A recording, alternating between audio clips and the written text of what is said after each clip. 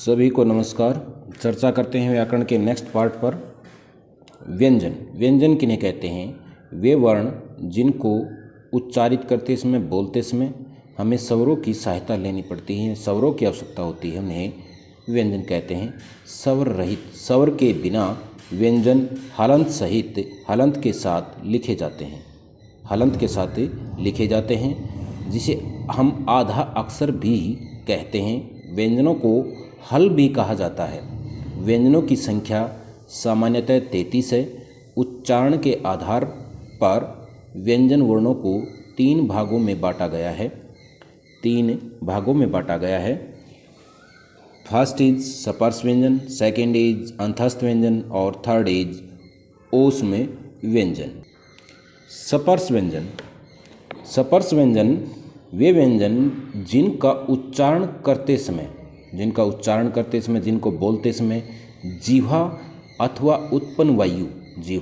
उत्पन्न वायु हमारे मुख के किसी न किसी भाग को स्पर्श करती है, यानी कि छूती है, उन्हें स्पर्श व्यंजन कहते हैं। उन्हें क्या कहते हैं? स्पर्श व्यंजन कहते हैं। इसके नाम से ही परिभाषा प्रतीत होती है। स्पर्श मीन्स छूना होता है। जिन व्यंजनों के उच्चारण में, जिन व्यंजनों का उच्चारण करते समय जीवा हमारे मुख के किसी न किसी भाग को स्पर्श करे तो उन्हें स्पर्श व्यंजन कहते हैं। इनकी संख्या 25 है। इनको 5 वर्गों में बांटा गया है। 5 वर्गों में बांटा गया है। वो वर्ग इस प्रकार हैं: कवर्ग, चवर्ग, टवर्ग, तवर्ग और पवर्ग। कवर्ग, चवर्ग, टवर्ग, तवर्ग और पवर्ग। क ख ग घ ङ च छ ज झ ञ ट ठ ड ढ ण त थ द ध न प फ ब भ म। ये हमारे 25 स्पर्श व्यंजन हैं। ये हमारे 25 स्पर्श व्यंजन हैं। अंतस्थ व्यंजन। अंतस्थ व्यंजन वे व्यंजन जिनका उच्चारण करते समय उत्पन्न वायु मुख के भीतर ही ठहरी रहे, उन्हें अंतस्थ व्यंजन कहते हैं। नाम से ही प्रतीत होता है। अंतः मीन्स भीतर, सतह मीन्स ठहरना। जो भीतर ही ठहरी रहे, जो उत्पन्न वायु है, जो भीतर ही रुके रहें, उन्हें अंतस्थ व्यंजन कहते हैं। ये 4 हैं। यथा य, र, ल, व। ये यण भी कहलाते हैं। ये क्या कहलाते हैं? यण भी कहलाते हैं। जब हम य, र, ल, व का उच्चारण करते हैं तो उच्चारण करके देखें सभी, तो ये क्या है? इनसे उत्पन्न जो ध्वनि है या इनसे उत्पन्न जो वायु है वह मुख के अंदर ही ठहरी हुई प्रतीत होती है, बाहर निकलती हुई प्रतीत नहीं होती है। इसलिए इन्हें अंतस्थ व्यंजन कहते हैं। इनकी संख्या 4 है। फिर है ऊष्म व्यंजन। ऊष्म नाम से ही प्रतीत है गर्म।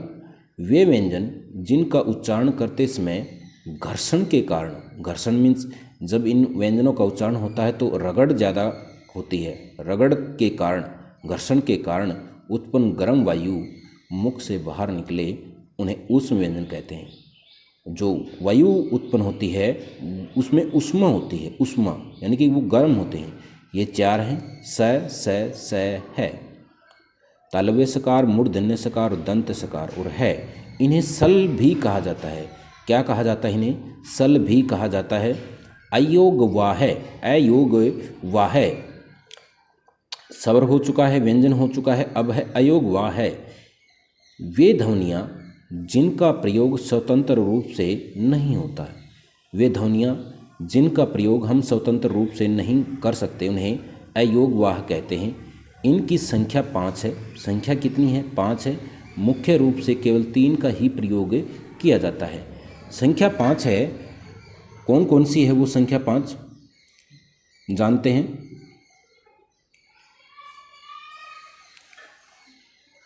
अनुस्वार है, विसर्ग है, उपध्मानियाँ।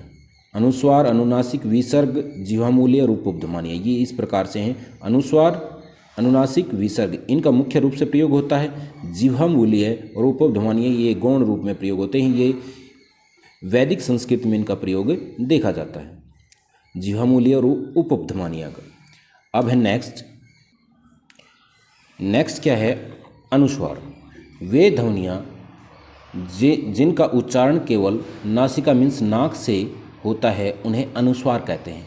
जिन ध्वनियों का उच्चारण या जिनको उच्चारित करते समय उत्पन्न वायु नाक से निकलती है, नाक से बाहर आती है, वे अनुस्वार होते हैं। संस्कृत भाषा में न या मैं के स्थान पर अनुस्वार का प्रयोग होता है। न और मैं के स्थान पर, हलंत न और मैं के स्थान पर किसका प्रयोग किया जाता है?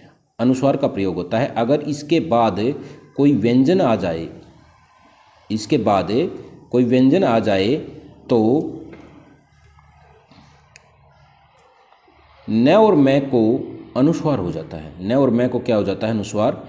यथा स विद्यालयम गच्छति, यहाँ पर विद्यालयम के मैं को क्या हो गया है? अनुस्वार हो गया है। ये यहाँ पर यह अनुस्वार है। यहाँ विद्यालयम का इस मैं को अनुस्वार हो गया। क्यों हो गया? क्योंकि यहाँ पर ग एक व्यंजन है। परंतु यदि सामने स्वर आ जाए तो, यहाँ अगर स्वर आ जाए तो मैं के स्थान पर अनुस्वार नहीं होगा। फिर यहाँ पर अनुस्वार नहीं होगा। कैसे? देखते हैं। हलंत में ही रहेगा।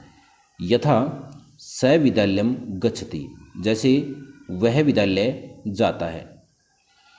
स आगच्छति मीन्स आया। स विद्यालयम आगच्छति मीन्स आया। यहाँ आ आने के कारण, आ स्वर है, स्वर होने के कारण इस मैं को अनुस्वार नहीं हुआ, यह हलंत ही लिखा गया। अनुस्वार के जो अन्य उदाहरण हैं वो इस प्रकार हैं। मयंक है, अंग है, संचार है। देखो इसमें न को अनुस्वार हुआ, पंकज न को अनुस्वार हुआ।